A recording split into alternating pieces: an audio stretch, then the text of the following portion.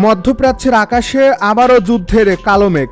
একের পর এক বিস্ফোরণের খবর, সামরিক ঘাঁটি ঘিরে আতঙ্ক, আর নতুন করে সামনে এসেছে এমন দাবি যা পুরো অঞ্চলের নিরাপত্তা পরিস্থিতিকে আরও জটিল করে তুলছে। ইরানের পক্ষ থেকে দাবি করা হয়েছে কুয়েতে অবস্থানরত মার্কিন সামরিক স্থাপনাকে লক্ষ্য করে ড্রোন অভিযান চালানো হয়েছে। যদিও এসব দাবির স্বাধীনভাবে নিশ্চিত কোনো প্রমাণ এখনও প্রকাশিত হয়নি, তবুও সামরিক বিশ্লেষকদের মতে যদি এই ধরনের হামলা বাস্তবে সংগঠিত হয় তাহলে তা শুধু কুয়েত বা ইরানের বিষয় নয়, বরং পুরো মধ্যপ্রাচ্যের শক্তির ভারসাম্য বদলে দিতে পারে। প্রশ্ন এখন একটাই, সংঘাত কি নতুন এক পর্যায়ে প্রবেশ করতে যাচ্ছে? সাম্প্রতিক বিভিন্ন প্রতিবেদন উঠে এসেছে কুয়েতের ক্যাম্প উদায়ারি এবং আলী আল সালিম বিমান ঘাঁটি নিয়ে নতুন করে আলোচনা শুরু হয়েছে। এই দুটি ঘাঁটি দীর্ঘদিন ধরেই যুক্তরাষ্ট্রের আঞ্চলিক সামরিক উপস্থিতির গুরুত্বপূর্ণ অংশ হিসেবে কাজে পরিচিত। বিশেষ করে আলী আল সালিম এয়ারবেসকে পশ্চিম এশিয়ায় মার্কিন বিমান পরিবহন ও লজিস্টিক কার্যক্রমের অন্যতম প্রধান কেন্দ্র হিসেবে বিবেচনা করা হয়। অন্যদিকে ক্যাম্প উদায়ারিও এই অঞ্চলে মার্কিন ও মিত্রবাহিনীর বড় সামরিক ঘাঁটিগুলোর একটি। ইরানের ইসলামিক রেভলিউশনারি গার্ড কর্পস বা আইআরজিসি সংশ্লিষ্ট বিভিন্ন সূত্র দাবি করেছে তাদের পরিচালিত ড্রোন অভিযানে ক্যাম্প উদায়ারির গোলাবারুদের সংরক্ষণাগার এবং আলী আল সালিম বিমান ঘাঁটির বিমান প্রতিরক্ষা ও নজরদারি ব্যবস্থাকে লক্ষ্যবস্তু করা হয়েছে। তাদের ভাষ্যমতে কামিকাজের ড্রোন ব্যবহার করে গুরুত্বপূর্ণ সামরিক অবকাঠামোতে আঘাত হানা হয়েছে। তবে যুক্তরাষ্ট্র বা কুয়েত সরকার আনুষ্ঠানিকভাবে এই দাবি নিশ্চিত করেনি এবং স্বাধীন সূত্র থেকেও তা যাচাই করা সম্ভব হয়নি। যদিও এসব তথ্য নিশ্চিত নয়, তবুও সামরিক বিশেষজ্ঞরা বলছেন এই ধরনের দাবি নিজেই একটি গুরুত্বপূর্ণ বার্তা বহন করে, কারণ যুদ্ধক্ষেত্রে শুধু বাস্তব হামলাই নয়, মনস্তাত্ত্বিক চাপ তৈরি করাও একটি বড় কৌশল। প্রতিপক্ষের অনিশ্চয়তার মধ্যে রাখা, প্রতিরক্ষা ব্যবস্থাকে ব্যস্ত রাখা এবং রাজনৈতিক বার্তা পৌঁছে দেওয়ার জন্য এমন দাবি ব্যবহার করা হয়ে থাকে। ইরান বহুদিন ধরেই বলে আসছে যদি তাদের বিরুদ্ধে সরাসরি সামরিক অভিযান চালানো হয় তাহলে শুধু ইরানের ভেতরেই প্রতিক্রিয়া সীমাবদ্ধ থাকবে না, বরং যেসব দেশে মার্কিন ঘাঁটি রয়েছে সেগুলো সম্ভাব্য লক্ষ্যবস্তুতে পরিণত হতে পারে।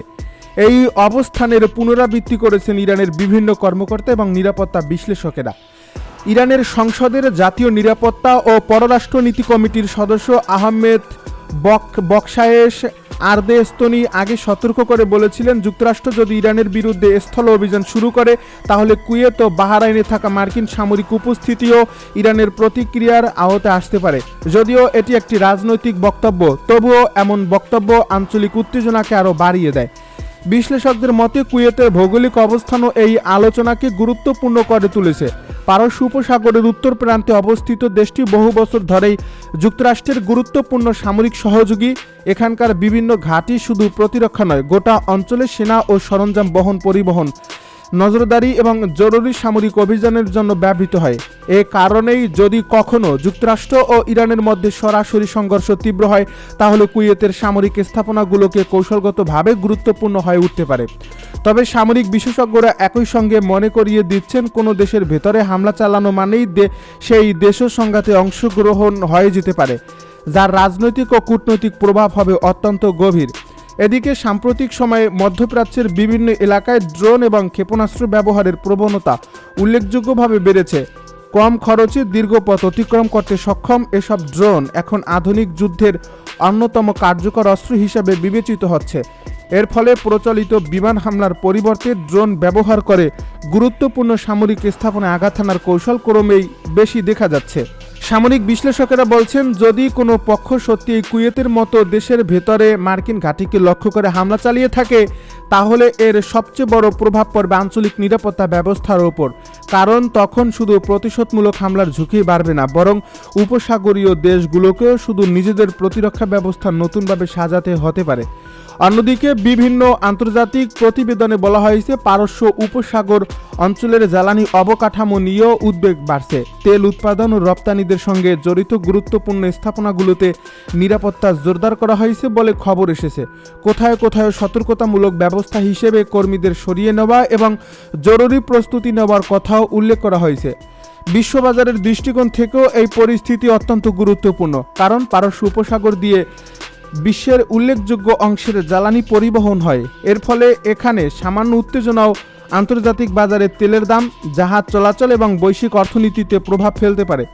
ইরান দীর্ঘদিন ধরে বলে আসছে তাদের নিরাপত্তা হুমকির মুখে পড়লে তারা শুধু নিজেদের ভূখণ্ড রক্ষায় সীমাবদ্ধ থাকবে না, বরং যেখান থেকে সামরিক হুমকি আসবে সেখানেই পাল্টা জবাব দেওয়ার অধিকার তারা সংরক্ষণ করে।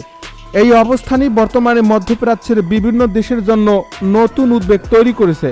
আইআরজিসির ভাষ্য অনুযায়ী এই অভিযানে সামরিক অবকাঠামোর গুরুত্বপূর্ণ অংশ লক্ষ্যবস্তুতে পরিণত হয়। তাদের দাবি, এই হামলায় বিমান রক্ষার হ্যাঙ্গার, জ্বালানি সংরক্ষণাগার এবং কমান্ডো অ্যান্ড কন্ট্রোল সুবিধা বড় ধরনের ক্ষতির মুখে পড়ছে। এমনকি একাধিক যুদ্ধবিমান ক্ষতিগ্রস্ত কিংবা ধ্বংস হওয়ার দাবিও করছে তারা। তবে এই দাবিগুলোর স্বাধীনভাবে যাচাই করা সম্ভব হয়নি এবং যুক্তরাষ্ট্র এখন পর্যন্ত এসব তথ্য আনুষ্ঠানিকভাবে নিশ্চিত করেনি। এদিকে মার্কিন সেন্ট্রাল কমান্ডো বা সেনকম জানিয়েছে জর্ডানে একটি হামলার ঘটনায় 2 জন মার্কিন সেনা নিহত হয়েছেন এবং আরও কয়েকজন আহত হয়েছেন। একজন সেনা নিখোঁজ থাকার তথ্য বিভিন্ন প্রতিবেদন উঠে এসেছে। তবে এই হামলার ধরন, ব্যবহৃত অস্ত্র কিংবা ঘাঁটির প্রকৃত ক্ষয়ক্ষতির বিষয়ে বিস্তারিত তথ্য প্রকাশ করা হয়নি। নিরাপত্তাজনিত কারণেই অনেক সময় এমন তথ্য গোপন রাখা হয় বলে সামরিক বিশ্লেষকদের ধারণা। অন্যদিকে জর্ডানের সামরিক বাহিনী জানিয়েছে তাদের আকাশসীমায় প্রবেশ করা একাধিক ক্ষেপণাস্ত্র এবং ড্রোন প্রতিহত করা হয়েছে। দেশটির কর্মকর্তারা বলছেন জর্ডানের নিরাপত্তা রক্ষায় বিমান প্রতিরক্ষা ব্যবস্থা সক্রিয়ভাবে কাজ করছে। তবে ঠিক কতগুলো লক্ষ্যবস্তুতে আঘাত লেগেছে এবং কিংবা কতগুলো হামলা সফল হয়েছে সে বিষয়ে স্পষ্ট তথ্য দেওয়া হয়নি। এই পরস্পর বিরোধী দাবির মধ্যেই পরিস্থিতি আরও জটিল হয়ে উঠছে, কারণ যুদ্ধক্ষেত্রে তথ্যই এখন সবচেয়ে বড় অস্ত্র। এক পক্ষ নিজেদের সাফল্য তুলে ধরতে চায়, অন্য পক্ষ ক্ষয়ক্ষতির পরিমাণ সীমিত দেখাতে চেষ্টা করে। এর ফলে নিরপেক্ষভাবে যাচাই না হওয়া পর্যন্ত কোনো দাবিকেই চূড়ান্ত সত্য হিসাবে গ্রহণ করা কঠিন। তবে একটি বিষয় স্পষ্ট, মার্কিন সেনা হতাহতের ঘটনা যুক্তরাষ্ট্রের জন্য অত্যন্ত সংবেদনশীল, কারণ বিদেশে মোতায়েন সেনাদের উপর হামলা ও প্রাণহানির ঘটনা ওয়াশিংটনের সামরিক ও রাজনৈতিক সিদ্ধান্তে বড় ধরনের প্রভাব ফেলতে পারে। অতীতেও দেখা গেছে এ ধরনের ঘটনার পর যুক্তরাষ্ট্র দ্রুত পাল্টা সামরিক পদক্ষেপ নিয়েছে কিংবা আঞ্চলিক নিরাপত্তা জোরদার করেছে।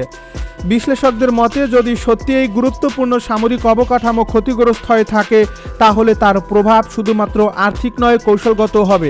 একটি আধুনিক যুদ্ধবিমান আর রক্ষণাবেক্ষণ ব্যবস্থা, হ্যাঙ্গার, জ্বালানি সরবরাহ এবং কমান্ডো সেন্টার সব মিলিয়ে একটি ঘাঁটি সচল রাখতে বিপুল বিনিয়োগের প্রয়োজন হয়। এসব অবকাঠামো ক্ষতিগ্রস্ত হলে সাময়িকভাবে অপারেশন পরিচালনায় চাপ তৈরি হতে পারে। অন্যদিকে ইরানের দৃষ্টিকোণ থেকে এমন হামলার দাবি একটি কৌশলগত বার্তাও বহন করে। তেহরান দীর্ঘদিন ধরেই বলে আসছে তাদের বিরুদ্ধে সামরিক অভিযান শুরু হলে তারা শুধু নিজেদের ভূখণ্ড রক্ষা করবে না, বরং পুরো অঞ্চলে অবস্থানরত প্রতিপক্ষের সামরিক স্থাপনাগুলোকেও লক্ষ্যবস্তুতে পরিণত করতে পারে। এই বক্তব্যের মাধ্যমে তারা মূলত প্রতিরোধ সক্ষমতার বার্তা দিতে চাইছে। এই উত্তেজনার আরেকটি গুরুত্বপূর্ণ দিক হল জর্ডানের অবস্থান। দেশটি যুক্তরাষ্ট্রের অন্যতম গুরুত্বপূর্ণ আঞ্চলিক অংশীদার